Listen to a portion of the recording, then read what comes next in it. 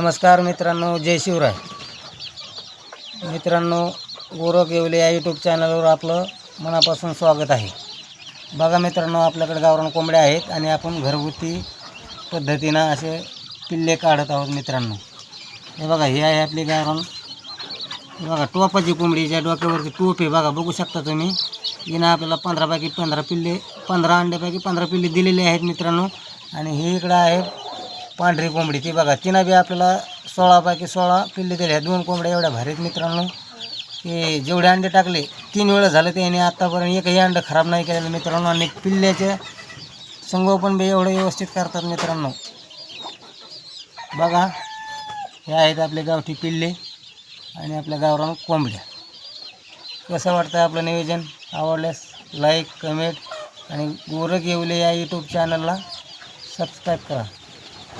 धन्यवाद.